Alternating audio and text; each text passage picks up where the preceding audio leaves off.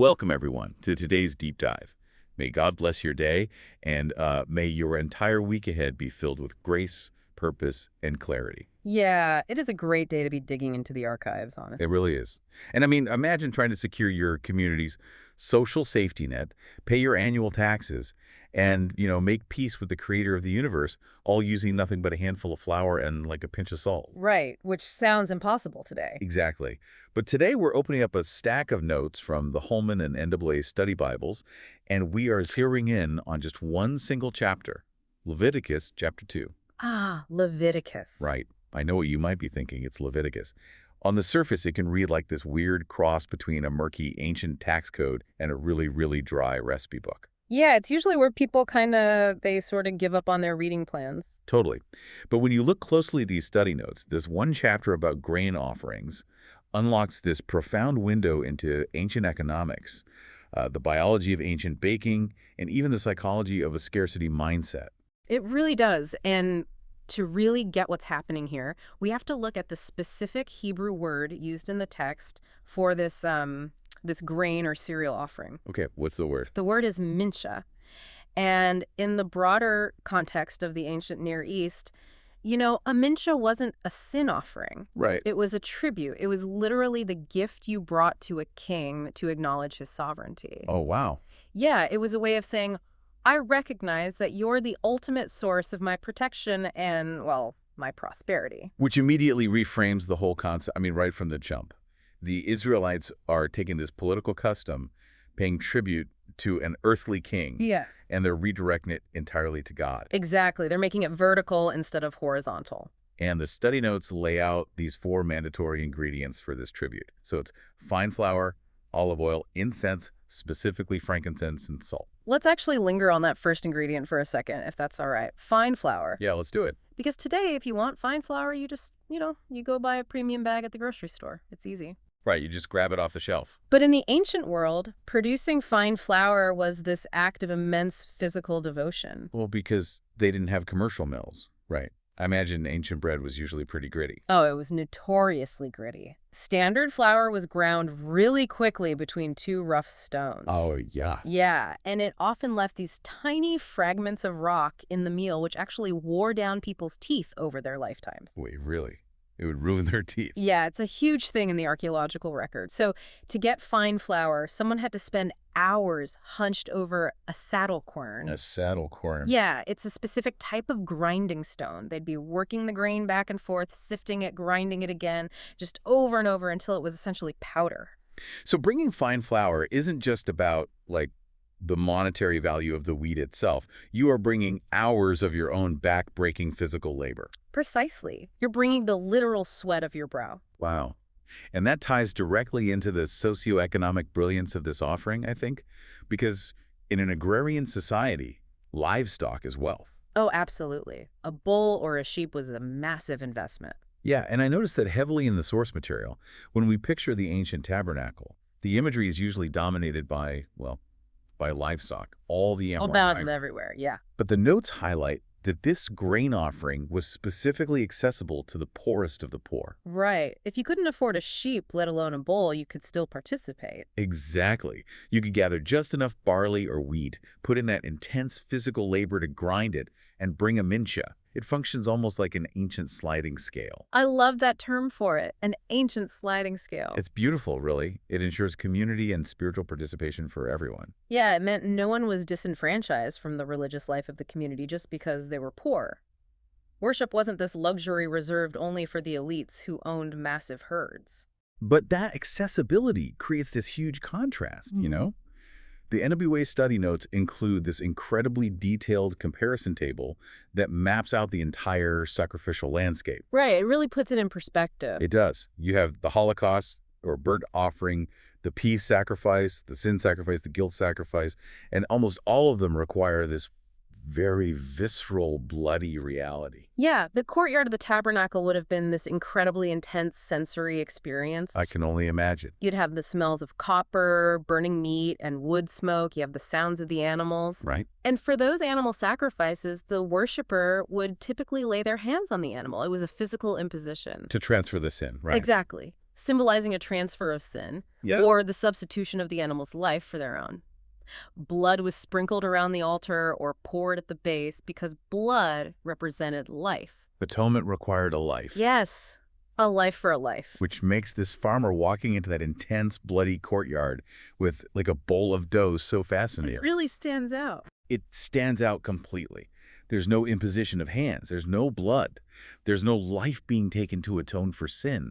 It is entirely about the fruits of human agriculture. It's this massive shift from seeking forgiveness to expressing pure gratitude. Right. And the mechanics of how this offering was actually processed on the altar reflect that difference. The text gave the worshiper several options. Yeah, the sources mentioned they could bring the raw flour mixed with oil, Mhm. or they could bring it already prepared from home, right? Exactly. They could bake it in an oven, cook it in a pan, or even just prepare it on a griddle. Which is so practical. It is. And those variations are important because they represent the everyday cooking methods of regular households. Like whatever you had in your kitchen worked. Right. Whether you had a clay oven or just a flat metal griddle over an open fire, your daily bread was acceptable to bring. Wow. But once you handed this over to the priest, the ritual became highly specific.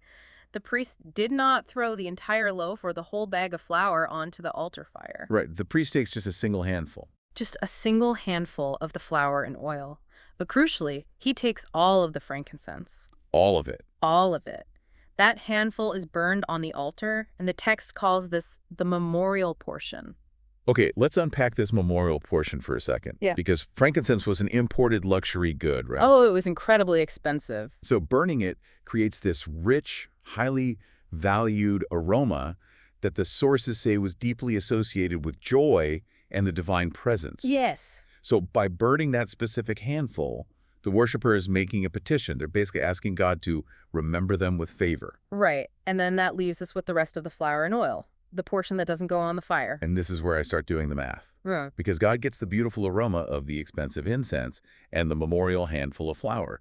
But the rest of the bread, or the remaining raw flour, goes directly to Aaron and his sons, the priests. Yeah, the study Bibles are very clear here. The priests depended heavily on these specific cereal offerings for their daily survival.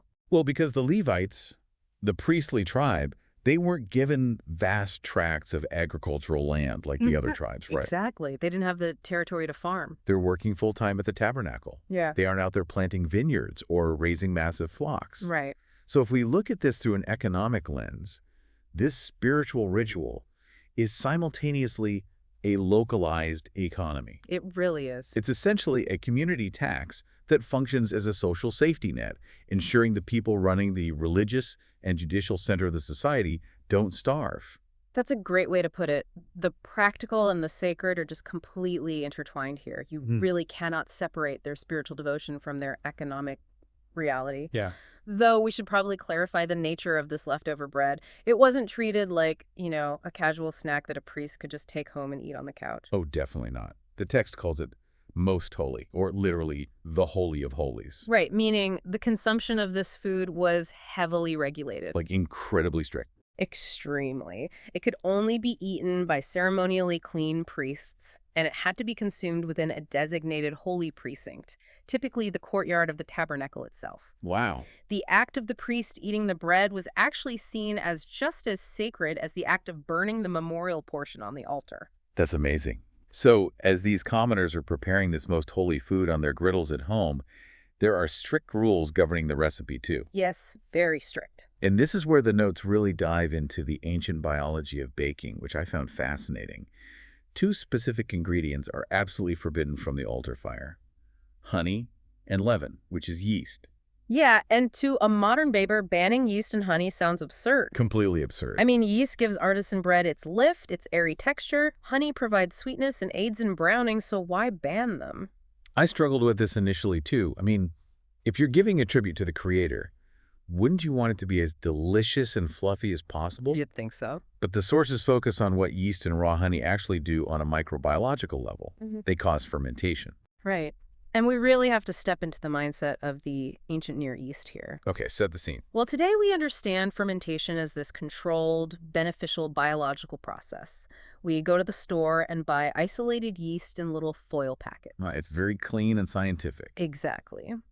But in the ancient world, capturing yeast meant leaving a mixture of flour and water out in the open air and just waiting for invisible, airborne wild spores to colonize it. Oh, wow.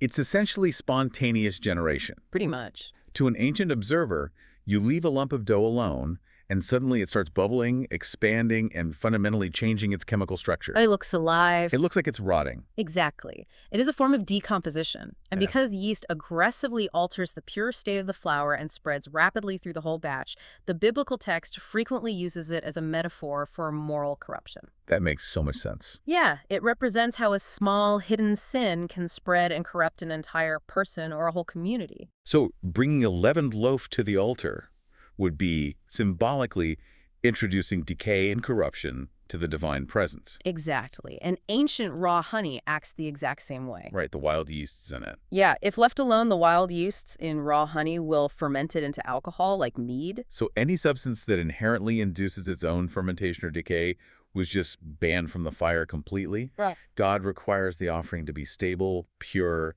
and uncorrupted. You got it. Which perfectly explains the one ingredient that was absolutely mandatory. The text is emphatic. You shall season all your grain offerings with salt. Ah, salt, the chemical antithesis of yeast. Yes. It stops decay dead in its tracks. If you are an ancient person living in a hot, arid climate without refrigeration, salt is your only defense against rot. Literally your only option. It preserves meat, it preserves food indefinitely. And the theology here maps perfectly onto the chemistry. The text elevates this ingredient by calling it the salt of the covenant. The salt of the covenant, that's powerful. Because salt preserves things permanently, it became the ultimate ancient symbol for durability. It represented the eternal, unchanging character of the relationship between God and his people. I just love the physicality of that. When a worshiper mixes salt into their flour, they aren't just, adjusting the flavor profile. Right. It's not culinary. No. They're making a tactile, tangible declaration. They're physically saying, this promise, this covenant, is not going to rot. It will not ferment or decay. That's exactly it. Every time the priest threw that handful onto the fire, the crackling sound of the salt was an audible reminder of an unbreakable bond. It embeds profound theological truths right into the daily act of kneading dough. It really does. And that concept of permanent dedication brings us to the final and perhaps most psychologically demanding type of grain offering detailed in the chapter. Oh, the first fruits.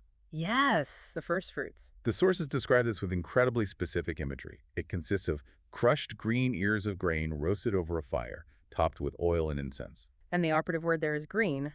Green. Right. We aren't talking about the end of the harvest here, when the storehouses are full and the winter is secured. Yeah. These are the very first stalks of grain that reach maturity in the field. Let's put ourselves in the sandals of that ancient farmer for a minute. You have just survived the winter. You've spent months plowing rocky soil, praying for the seasonal rains, and obsessing over the threat of locusts or blight. Constant anxiety. Constant. Finally, after months of that anxiety, the crop starts to turn. The very first green ears appear. The biological imperative, the sheer survival instinct, screams at you to harvest those early stalks and hoard them. Right. You don't know if a storm's going to wipe out the rest of the field tomorrow. You operate from a deeply ingrained scarcity mindset. Yeah, you want to secure your own family's survival first before you give anything away. Of course you do. But the principle of the first fruits demands the complete reversal of that instinct. It does. By taking those crushed green ears, roasting them so they can be consumed, and giving them to the priest, the farmer is forced to act out absolute trust. You're giving away the very first yield of your field. Right. Acknowledging that God is the ultimate source of the harvest, and trusting that the rest of the crop will actually follow. You're giving the absolute best right at the start. It is a radical anti-scarcity practice.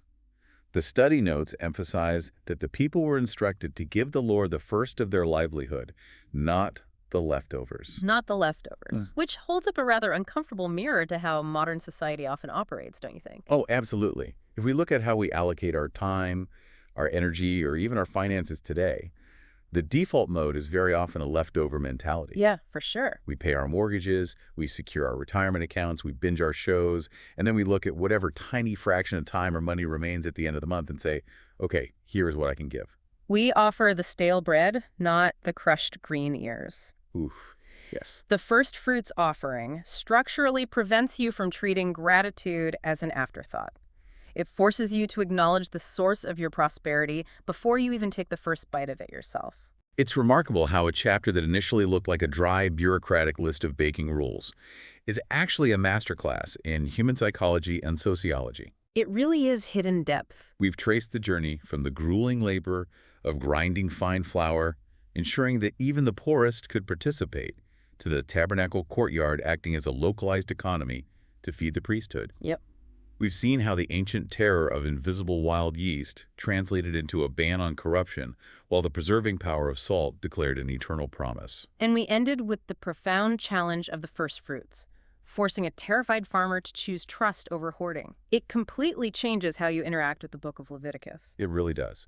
But as we step back from the ancient Near East and return to our current reality, it begs a larger question for you, listening. Definitely. We don't bring physical flour to a priest anymore. We don't smell the frankincense or hear the salt crackling on a bronze altar.